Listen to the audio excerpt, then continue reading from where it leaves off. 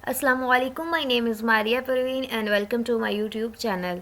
आज की इस वीडियो में हम ENG201 के लेक्चर नंबर 29 को डिस्कस करने जा रहे हैं। तो लेक्चर नंबर 29 हमारे पास है प्रपोजल्स पे। ठीक है, इसमें हमने किसके अबाउट डिस्कस करना है? प्रपोजल के अबाउट एंड उसके सुपर स्ट्रक्चर्स एंड उसके बाद जो भी क्वेश्चंस आ सकते हैं उसको हम इस लेक्चर में डिस्कस करेंगे। तो लेक्चर स्टार्ट करने से पहले मैं छोटी सी आपसे बात करना चाहूँगी। स्टूडेंट्स मुझे एक दो स्टूडेंट्स ने मुझे कहा है बीच में कि जो आपका क्विज़ आ रहा है, आई थिंक सो कल आ रहा है, तो उस पर जो है वो वीडियो बना दें प्रिपरेशन के अबाउट।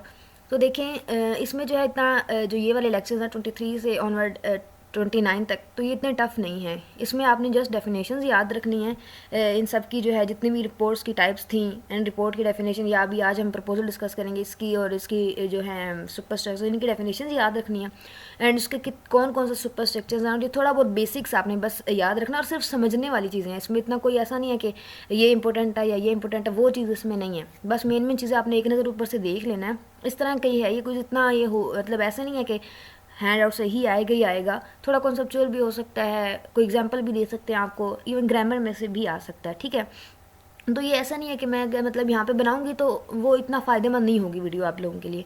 हो सकता है उसमें से कुछ आए कुछ ना आए, तो मतलब ये थोड़ा कॉन्सेप्चुअल है, आपको बस थोड़ा बहुत मेन मेन चीज़ें याद रखने वाली हैं, बाकी डिपेंड करता है क्विज़ किस तरह का आ रहा है।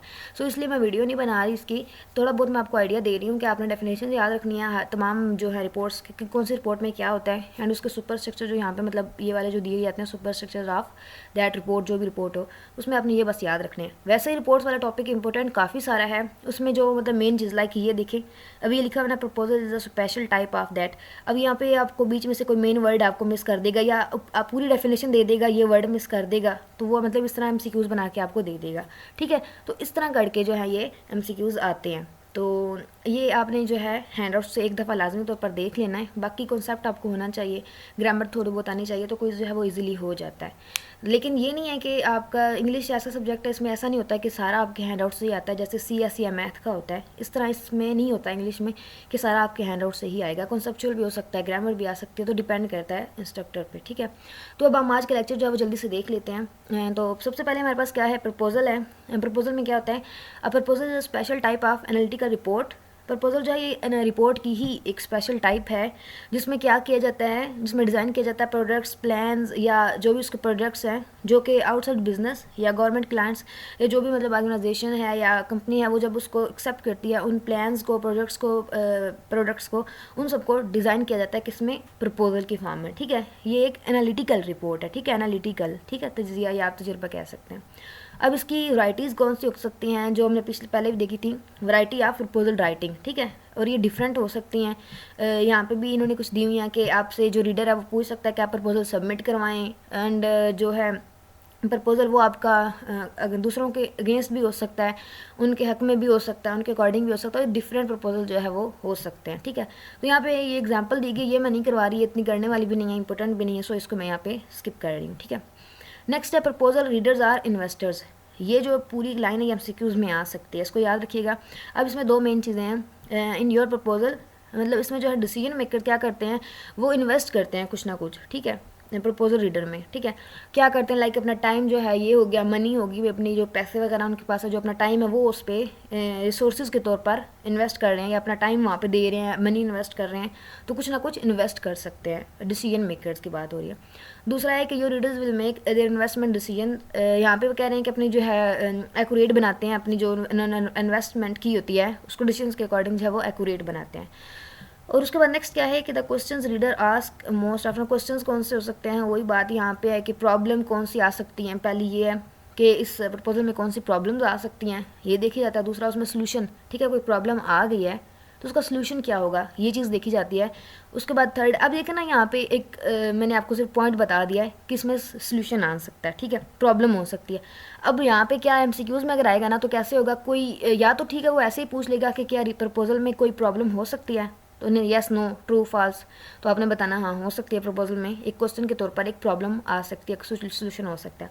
या ये भी पूछ सकता है कोई सोल्यूशन सा बना के एक आपको एग्जांपल दे दे, एग्जांपल में कोई ना कोई उसने लाइक जैसे कॉज एंड इफेक्ट वाला, अगर आपने ENG101 में पढ़ा हो या शायद इसमें भी था, तो वो एक, अब कॉज एंड इफेक्ट दो टॉपिक थे, इसी तरह यहाँ पे एक आपको प्रॉब्लम दे दे, साथ ही उसी सेंटेंस में सोल्यूशन भी दे दे, या ऐसा भी हो सकता है। और वो आपसे पूछे इसमें जो है वो प्रपोजल का कोई क्वेश्चन आ रहा है या नहीं, कुछ इस तरह करके जो है वो आपसे पूछ सकता है। सो आपने इन टॉपिक्स को जो है वो थोड़ा बहुत माइंड में बस समझ लेना है, सही है।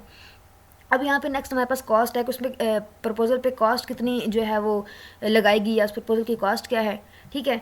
अब नेक्स्ट हमारे पास है इसकी जो है सुपर स्ट्रक्चर है प्रपोजल का, ठीक है। अब प्रपोजल के सुपर स्ट्रक्चर्स कौन कौन से हैं? इंट्रोडक्शन, प्रॉब्लम, सोल्यूशन, कॉस्ट, ठीक है। ये चार इसके जो है ये सुपर स्ट्रक्चर्स हैं, ये चारों आपने याद रखने हैं, सही है। यहाँ पे चले मैं इमेज यहाँ पे दी गई है, मैं इसे ट्राई कर देती हूँ समझाने की। इंट्रोडक्शन में क्या होता है कि what is the communication about. अब ये क्वेश्चन है, रीडर जो क्वेश्चन कर सकता है कि आपका जो है वो कम्युनिकेशन किसके अबाउट है, ये क्वेश्चन हो सकता है। इंट्रोडक्शन की बारे में बात की जा रही है, इंट्रो ले रहे हैं कि किसके बारे में आप डिस्कस करने जा रहे हैं, ये इंट्रोडक्शन में आ सकता है। प्रॉब्लम है तो प्रॉब्लम में ये आ सकता है कि why is proposed project needed, कि प्रपोज प्रोजेक्ट की ज़रूरत क्यों आई, ये एक प्रॉब्लम आ रही है कि क्यों हुआ ऐसा, ये प्रॉब्लम आ रही है। ऑब्जेक्टिव में उसका कोई ना कोई मकसद हो सकता है, मतलब आप ऑब्जेक्टिव जिससे आप मतलब फ़ायदेमंद बनाना चाह रहे हैं, ठीक है। अब यहाँ पे ये उन्होंने थोड़ी सी एग्जांपल्स दी हुई हैं। And various lengths of proposal, ये MCQs में आ सकता है, बिल्कुल ये चीज़ आपने याद रखनी है, ठीक है। ये I think so last semester में भी आया था, ये स्टूडेंट्स के क्विज़ में आया हुआ था MCQs। ये क्या है कि उसकी जो लेंथ है वो हंड्रेड्स में भी हो सकती है, 1000 पेजेस में भी हो सकती है, एंड लेस देन 1 पेज भी हो सकती है। अगर ये ऑप्शन आए आपसे वो लेंथ पूछे प्रपोजल की, तो आपने क्या लगाना है? बोथ लगाना है, ठीक है। A एंड B बोथ होगा, मे बी ऑप्शन आ सकता है, या हो सकता है इनमें से कोई एक ऑप्शन दे दे। तो ये क्या है कि उसकी जो है 1000 पेजेस भी हो सकते हैं, 100 में भी पेजेस हो सकते हैं, या फिर लेस देन 1 पेज भी प्रपोजल हो सकता है। तो ये आपने याद रखना है। ये फर्स्ट इसका जो पैराग्राफ से दिया गया इसमें ये चीज़ दी गई है। अब उसके बाद सुपर स्ट्रक्चर्स फॉर प्रपोजल वो देखते हैं। सुपर स्ट्रक्चर्स में हमारे पास वही है, इंट्रोडक्शन आ रहा है। इंट्रोडक्शन में प्रपोजल का इंट्रोडक्शन दिया जाएगा कि इस प्रपोजल को क्यों हम बना रहे हैं, क्या इसका पर्पज़ है। प्रॉब्लम में बात करते हैं तो प्रॉब्लम में जो है वो आप अपना जो भी उसमें प्रॉब्लम्स आ रही हैं और उस प्रॉब्लम को जो है आपके प्रपोजल में जो भी मुश्किलात आ रही हैं, डिफ़िकल्टीज़ आ रही हैं, उन सारी चीज़ों को प्रॉब्लम में जो है वो डिस्कस किया जाता है। ये एक उसका सुपर स्ट्रक्चर है। उसके बाद प्रोडक्ट की बात करते हैं तो उसमें कितनी कॉस्ट आप लगा रहे हैं, या उसके प्रोडक्ट कितनी लगा रहे हैं। प्रोडक्ट एंड कॉस्ट दोनों, मतलब आप कितनी अमाउंट, कितने पैसे, कितना आपको खर्च करना पड़ रहा है, प्रोडक्ट जो भी आपको लगा रहे हैं उस पर वो कितनी है, वो आप अपने प्रपोजल में जो है उसको डिस्क्राइब करते हैं, एक्सप्लेन करते हैं। आपने जो भी अपने आइडियाज़ आपने अचीव करने हैं, गोल्स अचीव करने हैं, उसके लिए आपको जो भी प्रोडक्ट लगानी पड़ रही है वो आप अपनी इसमें डिस्क्राइब कर देते हैं। मेथड है कि किस मेथड के थ्रू जो है वो आप अपना गेन कर रहे हैं पर्पज़ को, ठीक है। और उसके बाद रिसोर्सेज हैं, वही रिसोर्सेज के आप जो मतलब आप मनी होगी, टाइम हो गया, कुछ भी हो गया, जो आप वहाँ पे प्रोजेक्ट में यूज़ कर रहे हैं रिसोर्सेज। उसके बाद शेड्यूल है कि किस टाइम के हिसाब से आपने जो है वो कौन सा शेड्यूल बनाया हुआ, आपने प्लान क्या किया हुआ है। To know schedule of your plan, कि आपका जो प्लान है, शेड्यूल है, वो आप लोगों को जो है वो प्रपोजल में बताते हैं, शेयर करते हैं, रीड करते हैं, तो शेड्यूल बताते हैं अपने प्लान के अबाउट।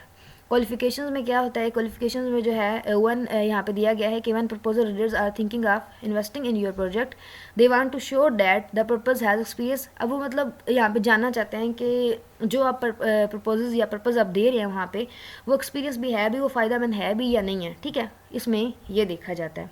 अब मैनेजमेंट की बात की जा रही है तो जो भी पर्पज़ आप दे रहे हैं यहाँ पे प्रपोजल में वो मैनेज्ड है, मतलब उसमें मैनेजमेंट है, सही है, या मैनेज हो रहा है या नहीं हो रहा, सही है। उसके बाद कॉस्ट की बात करते हैं तो वन यू पर्पज समथिंग, आप मतलब वहाँ पे कॉस्ट जो है वो इन्वेस्ट करते हैं, कुछ ना कुछ मनी या टाइम हो गया, कुछ ना कुछ वहाँ पे इन्वेस्ट कर रहे होते हैं, सही है। तो आई थिंक सो प्रोडक्ट वहाँ पे ऊपर बात की गई, प्रोडक्ट मेरे ख्याल से दूसरे वे में बात की गई है, शायद वे भी मेरे यहाँ पे मिस्टेक हो गया है। यहाँ पे कॉस्ट अमाउंट की मतलब बात की जा रही है, टाइम की बात की जा रही है, और वहाँ पे प्रोडक्ट जो सर्विसेज आप कह सकते हैं उनकी बात की गई है मेरे ख्याल से। तो यहाँ पे बात की जा रही है मनी एंड टाइम की, ठीक है। तो ये यहाँ पे इसके कुछ जो है सुपर स्ट्रक्चर्स थे जो भी हमने डिस्कस किए हैं, like cost, management, schedule, resources, qualifications, method, product, problems, ये सारे हमने इंट्रोडक्शन, ये सारे इसके सुपर स्ट्रक्चर देखे हैं प्रपोजल के। तो आई होप कि लेक्चर आपको समझ आ गया होगा। मज़ीद वीडियो को लाइक कीजिएगा एंड फीडबैक लाजमी तौर पर दीजिएगा कि वीडियो कैसी लगी, मेरा लेक्चर आपके लिए हेल्पफुल है या नहीं है। एंड क्विज़ भी मैं इंशाल्लाह कोशिश करूँगी कल वीडियो बना दूँ, तो उसकी भी मैं वीडियो बना दूँगी। तो वीडियो को लाइक कीजिएगा, फ्रेंड्स से शेयर कीजिएगा, चैनल पर नहीं हो तो चैनल को सब्सक्राइब कीजिएगा। Thank you so much for watching my video. अल्लाह हाफिज़।